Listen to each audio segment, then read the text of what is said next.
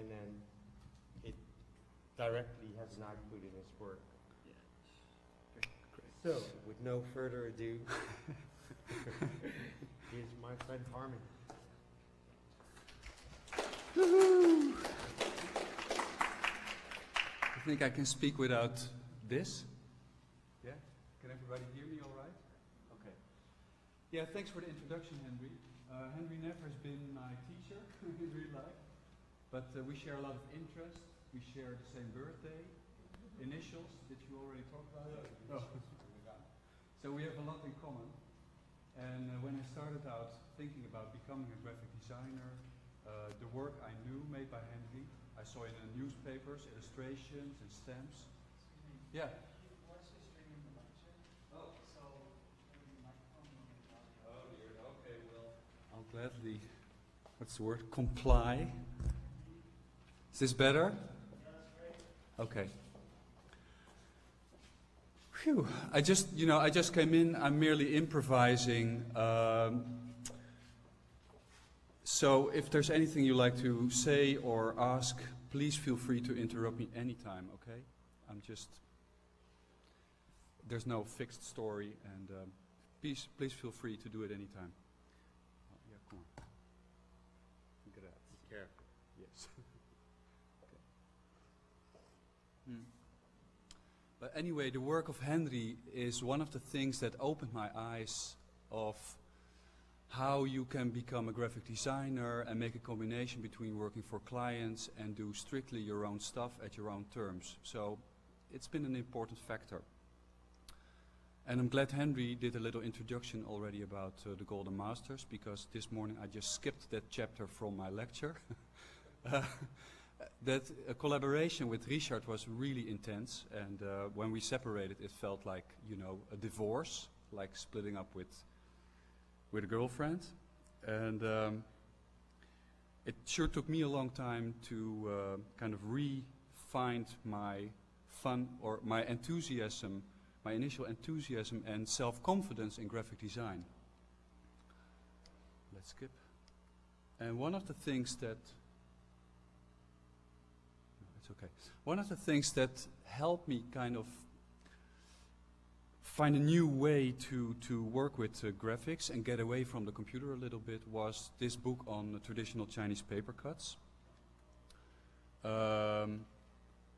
I'm interested in a lot of graphic traditions, so this is just one of them. And for this girl I met in Boston, for example, the paper cuts are a final product. So it's a vulnerable paper art object. For me, I only use the technique to isolate graphic shapes from all kinds of sources. So it's not a final product, but it's just a step in between that enables me to, while I'm cutting, it enables me to think about the design and about the possibilities of combining all those elements together. This is just an example of how it can be applied in printing, or at a larger scale to use the cuts for screen printing and creating a new space in a larger museum hall. And anyway, it's a technique that when I'm doing it, I feel like I'm doing something useful, and it's fun as well. And it enables me to create something of a warm handwriting while you're still talking about sharp black and white graphics. Anyway, since I become really interested in graphic design, I focused on individual operating designers / printers. There's a long tradition in Holland of, in terms of printing industry, bookbinding, but there's also a group of printers who like to do stuff their own way, at their own pace, in their own environment. People who own small letterpresses. You probably all have heard of Karl Martens. This is one of his favorite pieces, just playing around with the small metal parts and transparent inks, letterpress stuff.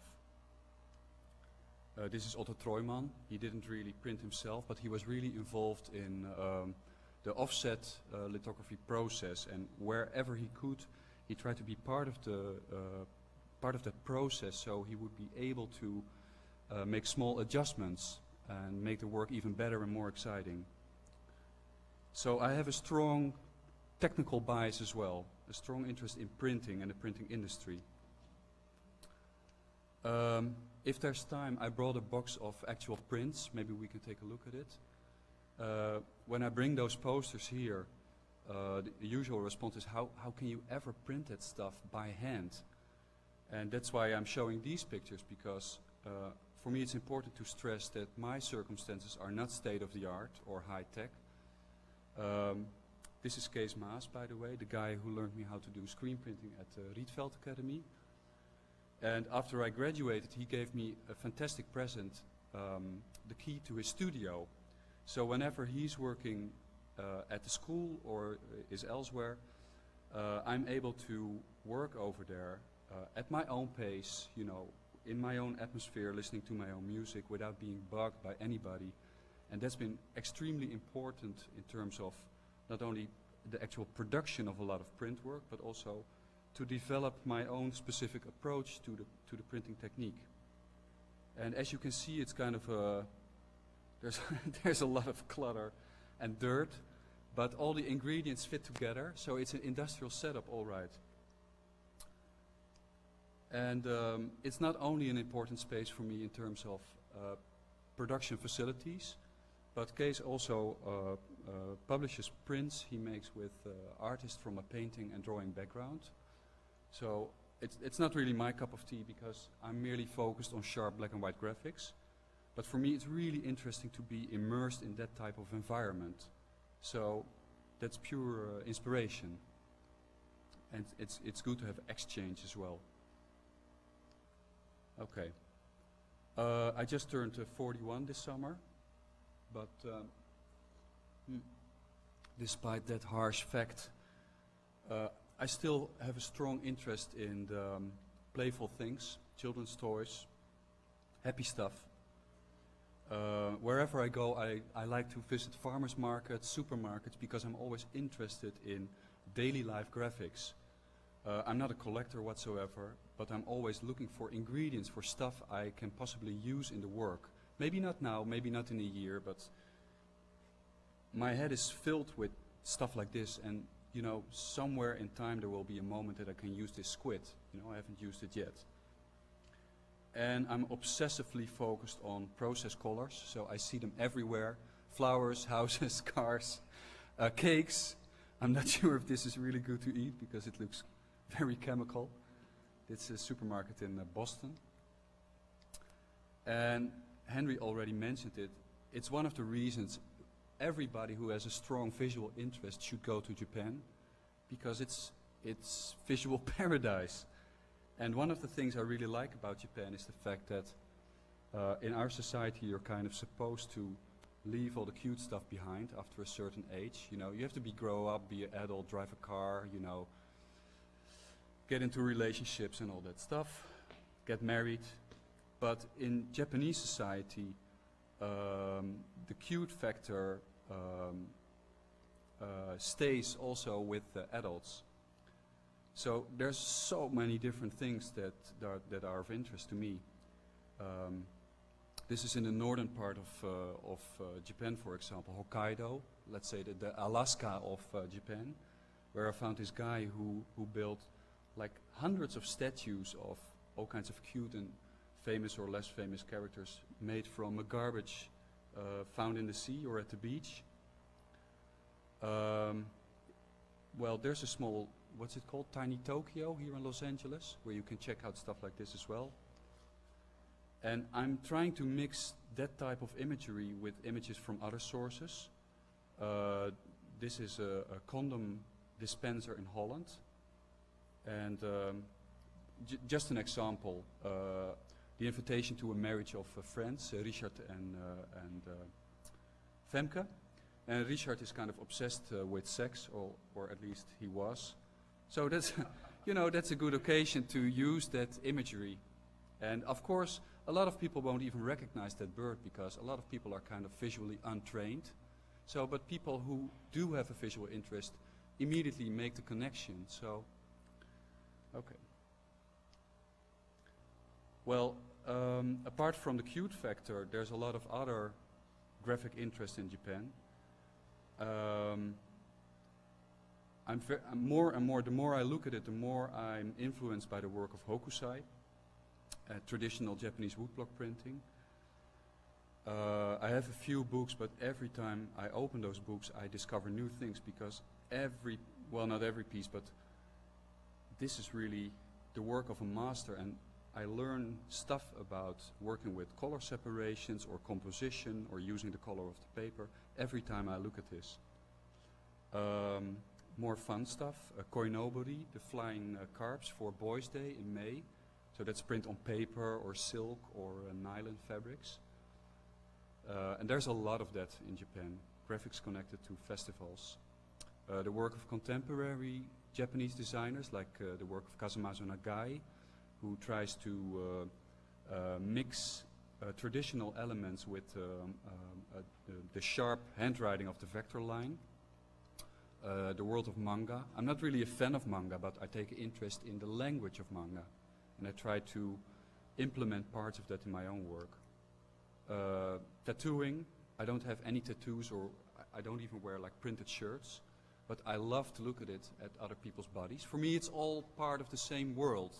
So for me, there's no clear division between high art or low art or folk art, or everything is a potential source of inspiration and material. I tried my hands on traditional paper cutting myself a few years ago. They flew in a Japanese master from Tokyo to Utrecht, a graphic workshop. Man, that was extremely hard.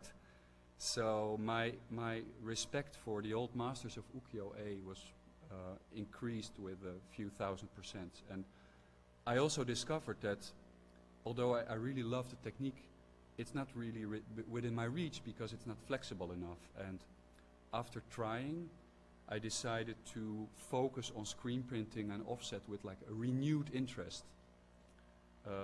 But I do take interest in other techniques still.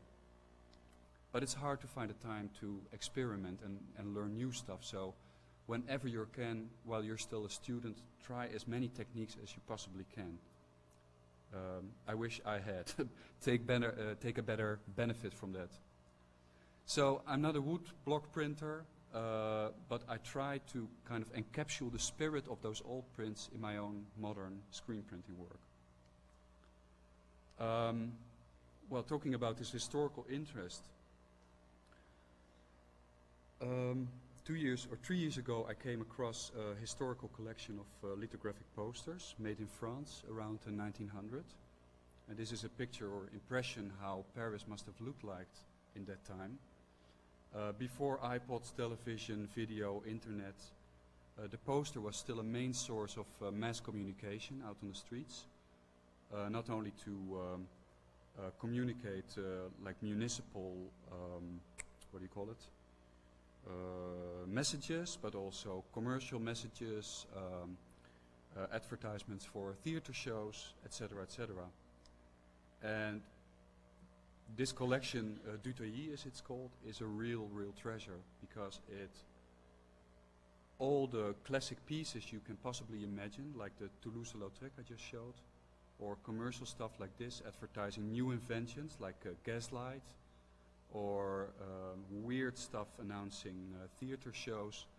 Everything is in there. So this collection is like a time capsule. And I was at the festival of Chaumont that year as a journalist, and when I came across this material, I applied to the organizing committee, and I said, well, next year or maybe somewhere in the future, I'd like to be like a guest curator, making a choice from that collection. But I also would like to take it one step further. I would like to make a new body of work, working with elements from those posters. And I was invited to do that the next year. The space I just showed, I was supposed to create a show. Extremely difficult, a lot of ornaments. And this is basically how I worked there. From a selection of 10%, so that's 500 posters, I took elements, like this sweet little weird hobo girl.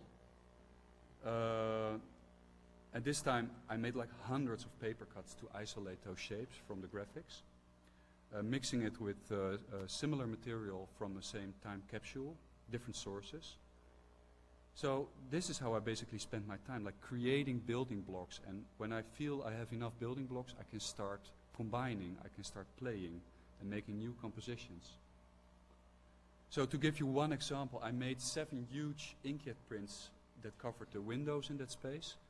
And to give you an impression of how my work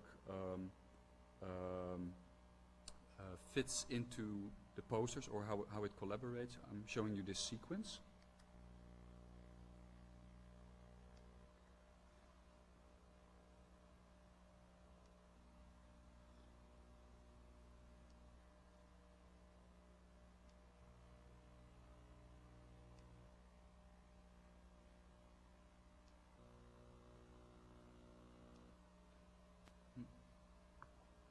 I'll show you a picture of those windows later. Another part of the show was,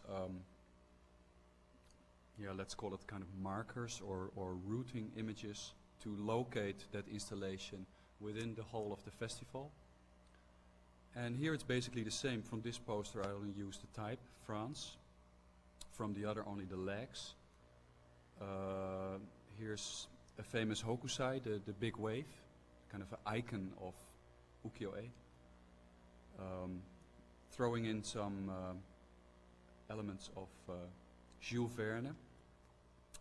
And these elements were used for prints on cotton that were implemented like this. Banners to locate the show in the town hall. Invitation cards. I think that I consider that a part of my work as well, to send out a mailing every year to friends, clients, family, students, whoever I think should be on the list. A poster.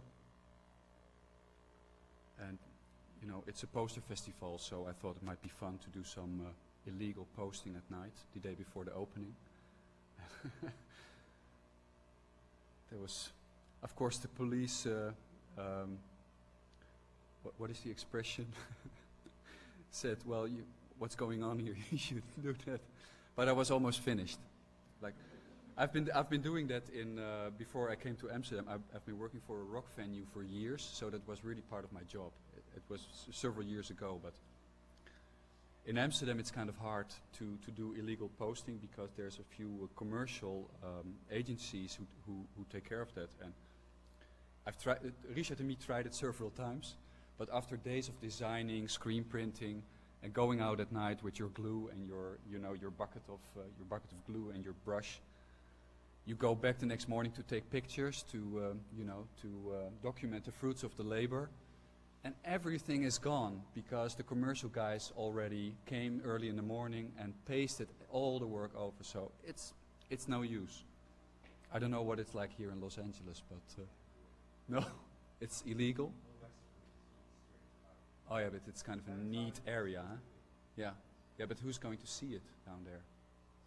Yeah. But it's still fun. I mean, if you have a reason, and everybody should try it once. It's an adventure. Anyhow, so I'm not only working with print or prints on paper or textiles. More and more I'm trying to get access to the world of architecture. And I've been working quite a while doing this project for the Dutch tax service in the east of Holland. They asked me to do a print on the glass facade of a building, in addition to the physical structure designed by the architect to keep out part of the sunlight. And for this occasion, I focused on a way to compare the work that animals do underneath the bark of a tree, for example, and the things that are going on underneath the shell of our PCs. So for this job, I was trying to make a translation, I was trying to translate natural shapes into geometrical forms and creating patterns out of that. And here you see the building. It's kind of hard to see at this scale, but all around the building, every floor, there are circles of silver-colored paste. And when the sun is shining, it's like silver, shiny silver ribbons around the building. This is what it looks like from the inside. And it's a very long term process. You're dealing with a lot of different people. Contractors, architects, art committee, users,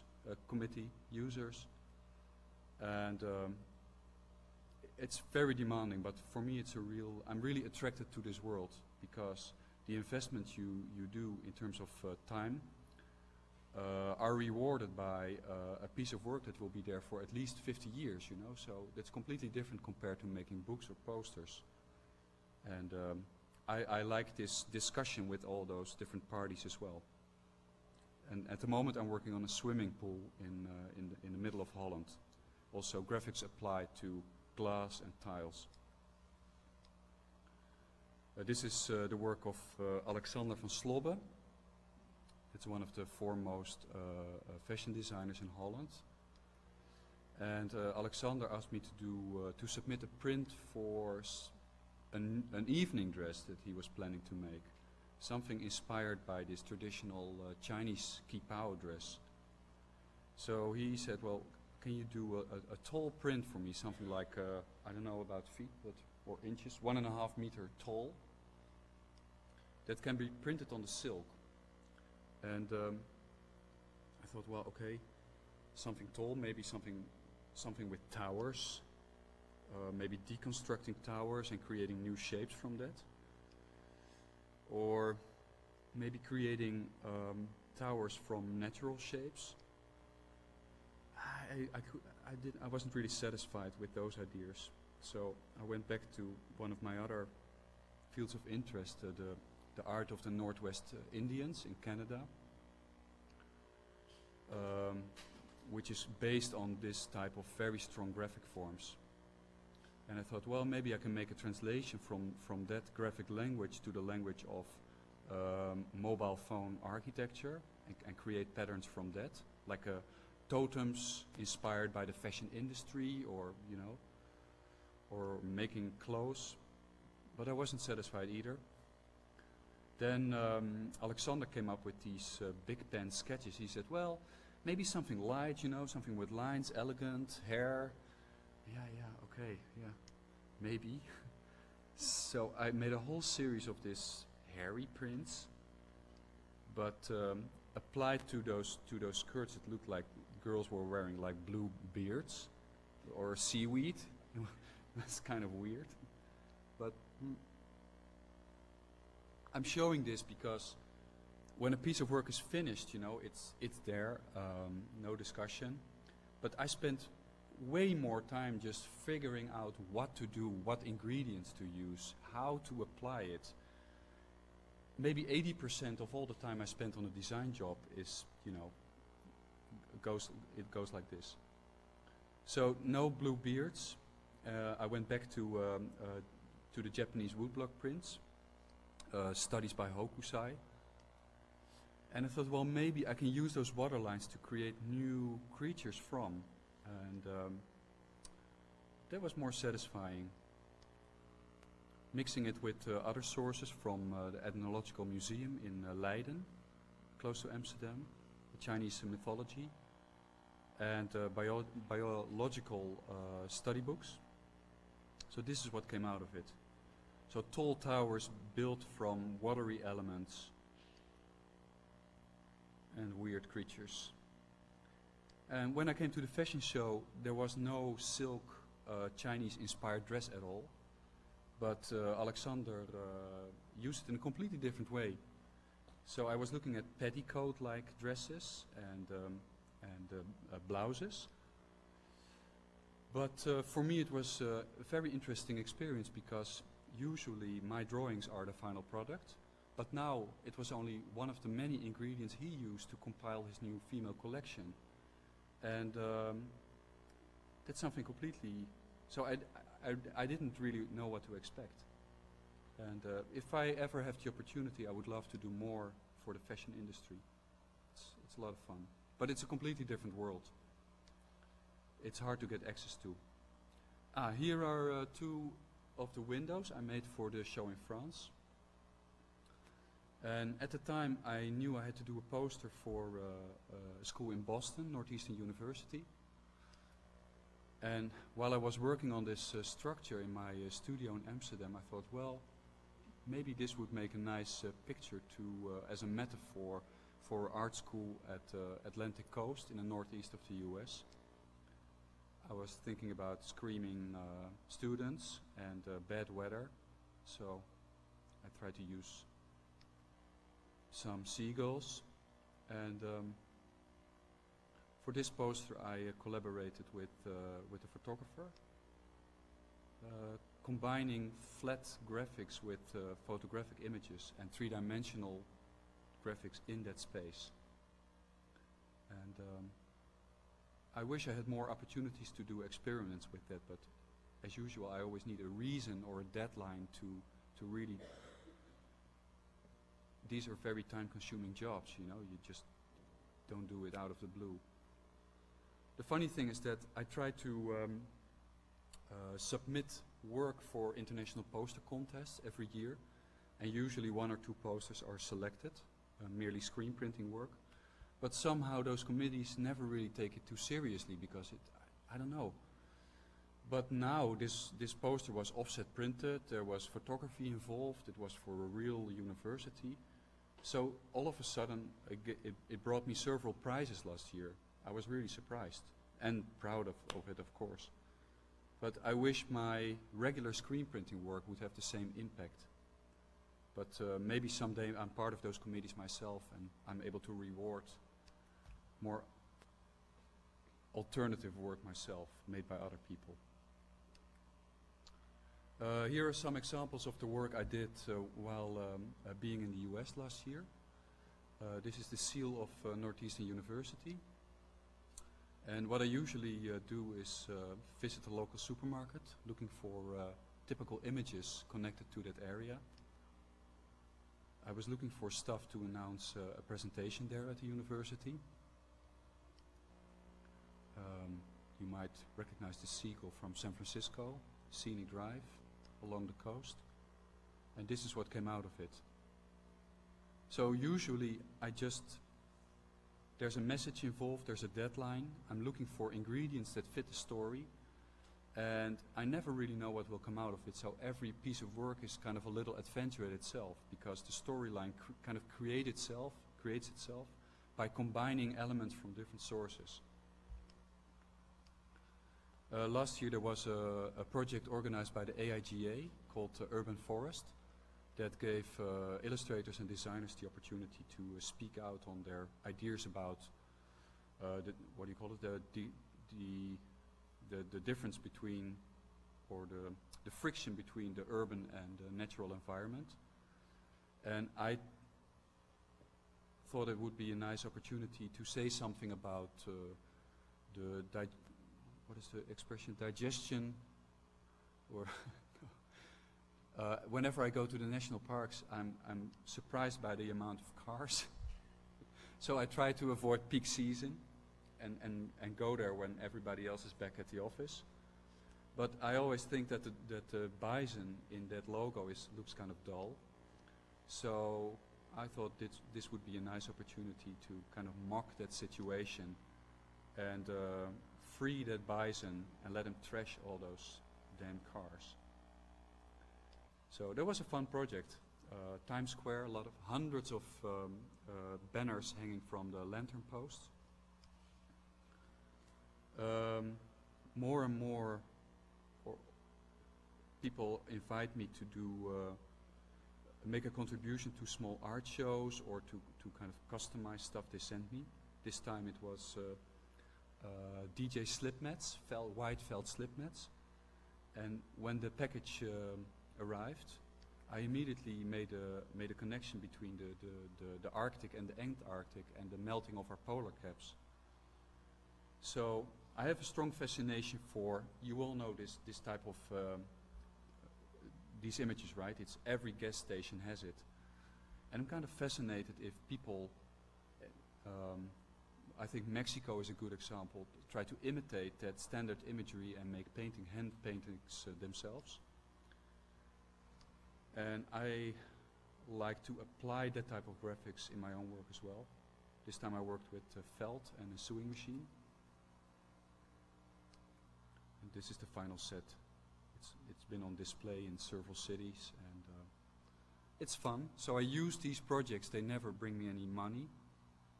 Is this one unique?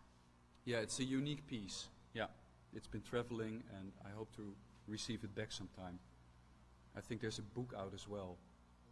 Sewing yourself? Yeah, absolutely. I wish I was more skillful, but I really love the sewing machine.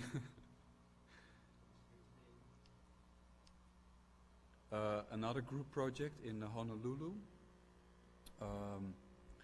called, oh dear, what's the name of the project? Seeing Red, an opportunity for designers from all over the world to speak out on social and political issues. Well, I just had been driving for a month from Minneapolis to Vancouver, and I really love animals. Unfortunately, I saw a lot of skunks, but most of them look like this. I thought it's really sad, all the roadkills, and so I took advantage of that project to speak out on roadkill, and all the posters were printed in red and black, by the way, by a group in Pittsburgh called Artist Image Resource. And as if driving a truck isn't macho already enough, this one even has balls. But hey, they're from Minnesota, so.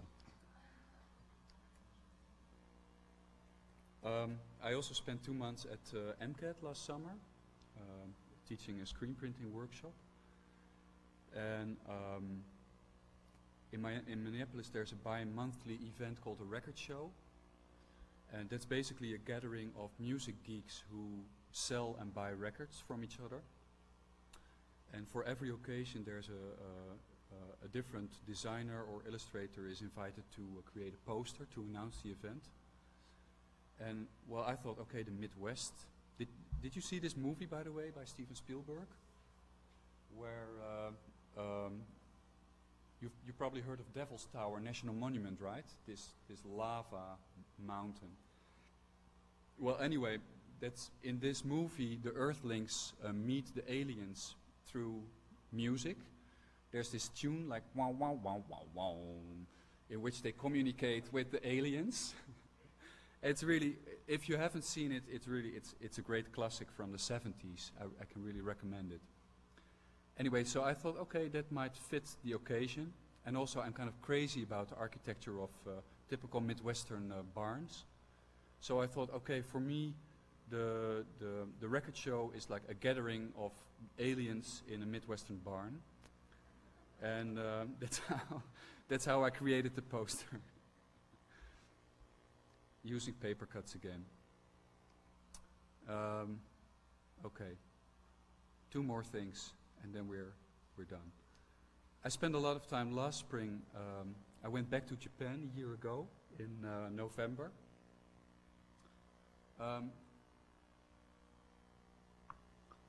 There's a long-standing relationship between Holland and Japan.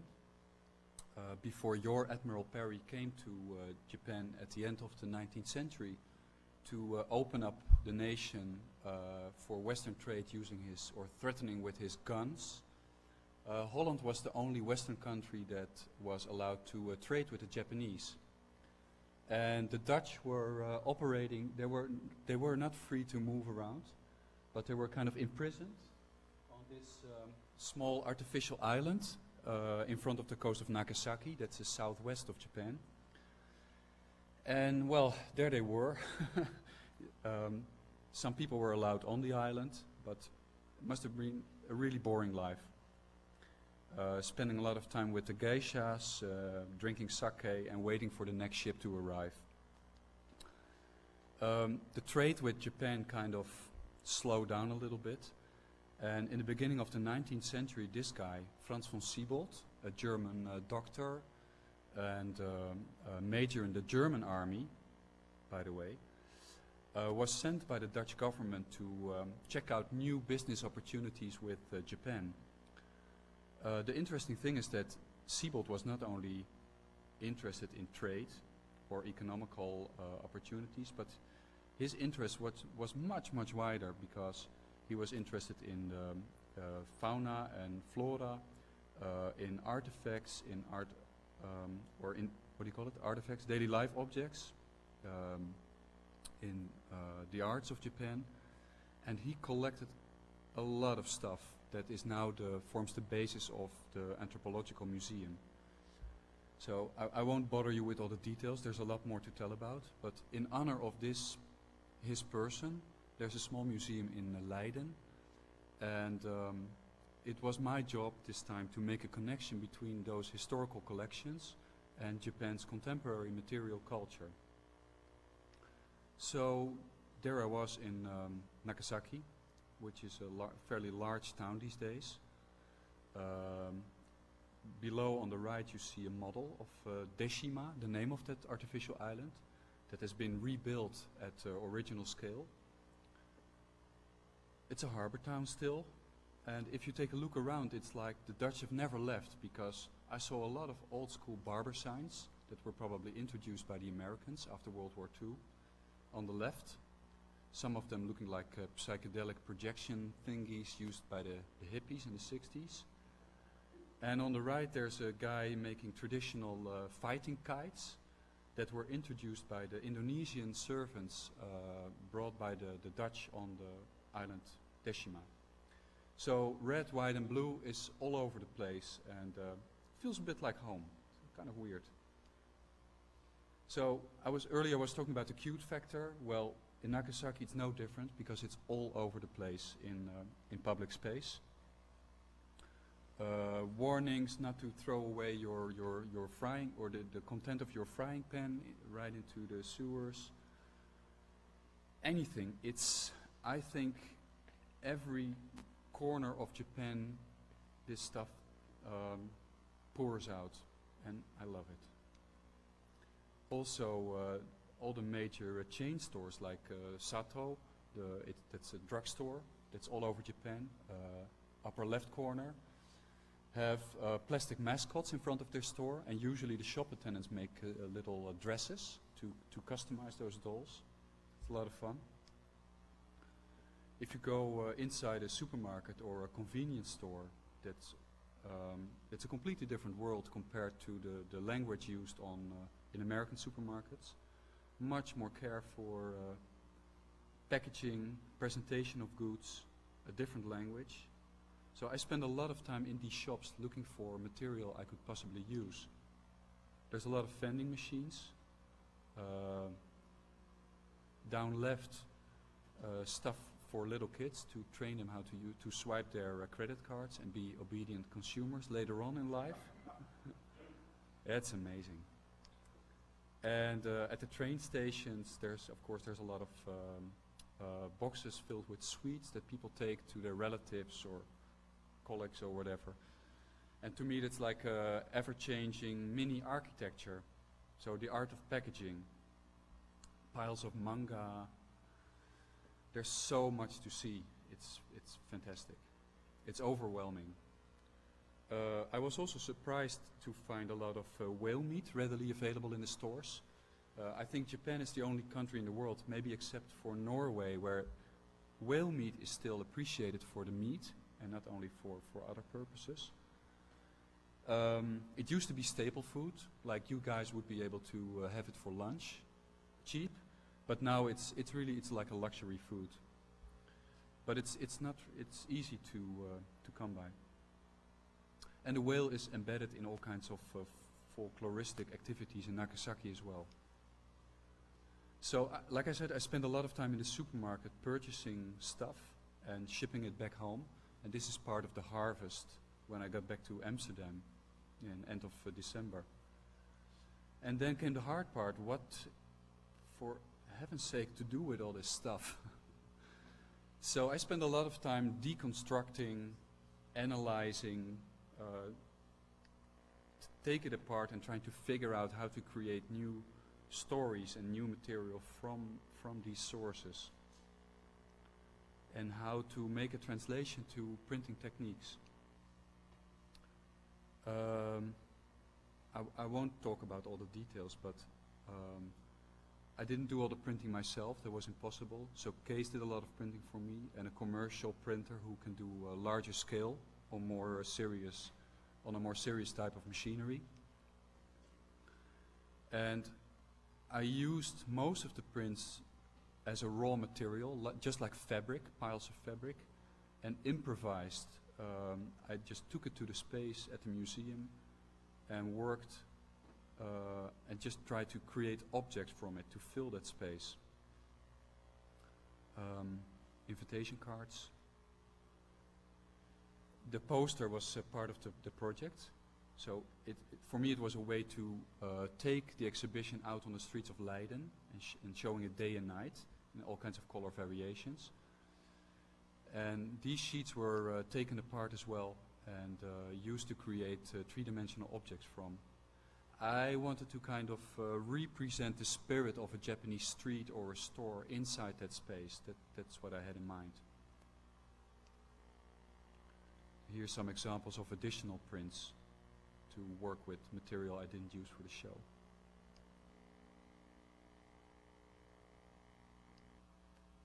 Okay, we're almost done. Before I got into graphic design, I was a student at the university. I graduated as a social geographer and a cartographer. And looking back, it sure took me a long time before I entered the world of art and design.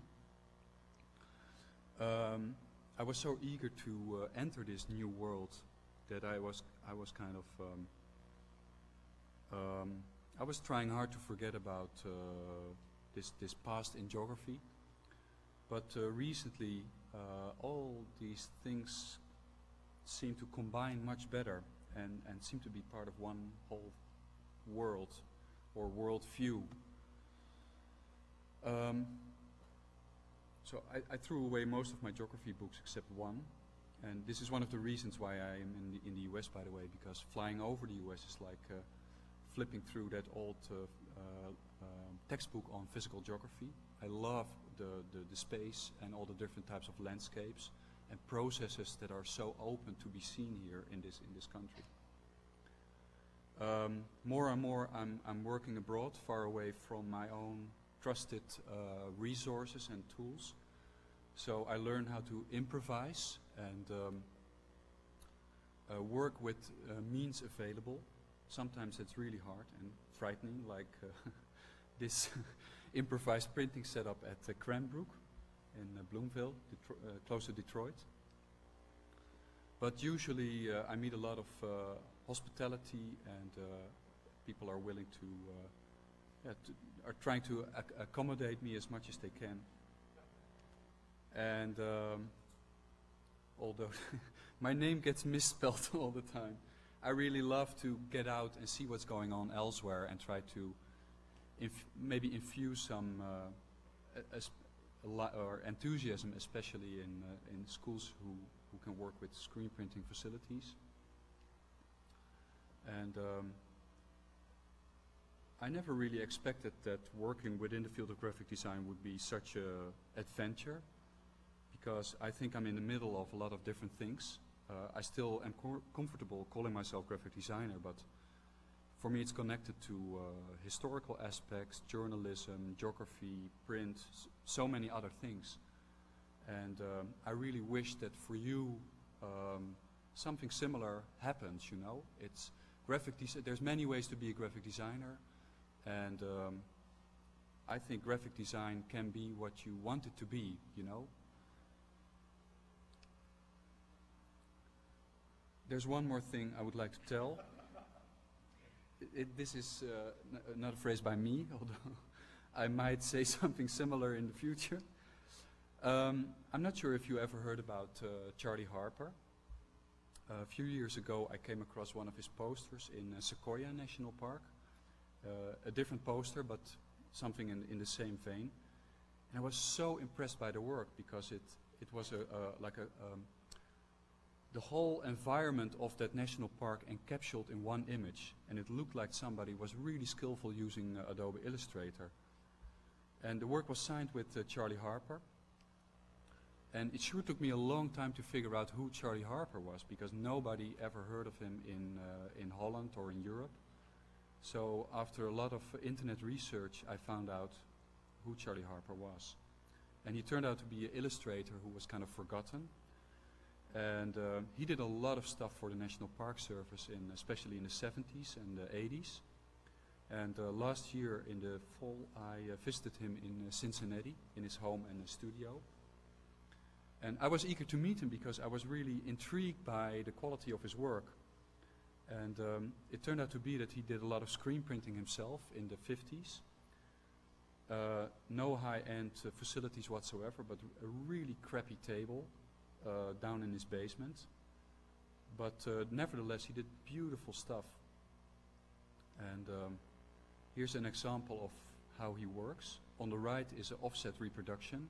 On the left is one of his sketches at a 100% scale. Using paint, cardboard, it's all manual. And so I didn't see any computer in the house, but I went to visit his studio, and the only stuff I saw were like completely traditional tools like French curves, what do you call those things? Compasses. And I imagine that if you look at the work, it's so well structured, it's so clear that Charlie would have a beautiful, spacious studio, you know, with a glass wall, looking out on a beautiful forest. Forget about it. It was like a dark hole without windows, just some fluorescent light, filled with junk, a dirty hole. And I would like to finish off with a quote by Charlie, who passed away this summer. And that quote is, "The best ideas are born from chaos," and I couldn't agree more. There's a new book that came out this year. It's like an overview of all the work Charlie Harper ever made. So it should be in every library of every art school, and I can warmly recommend you to check it out. Okay, thank you, Charlie Harper, and thank you.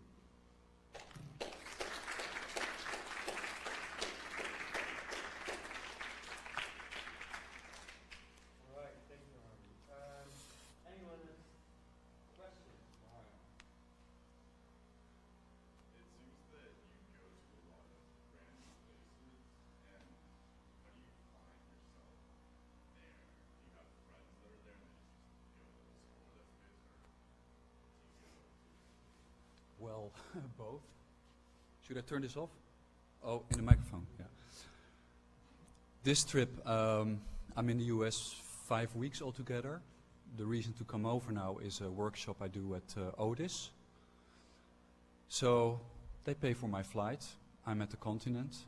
I made a few friends, old friends and new friends.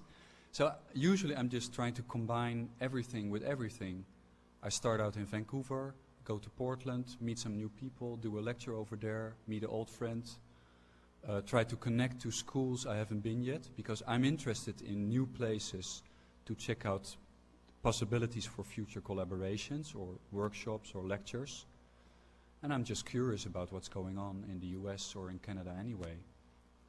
So while I'm traveling, I'm trying to make new acquaintances and check out new places. And so it just works that way. And in between work-related obligations, I'm traveling, taking pictures, and that stuff will somehow trickle down into the work.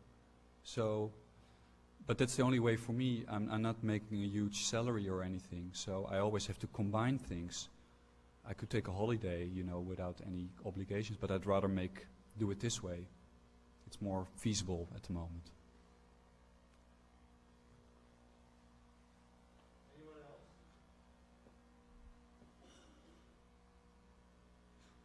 Fine. Yeah. All right. I don't know if there's an opportunity. I brought some prints. If you want to. Sure.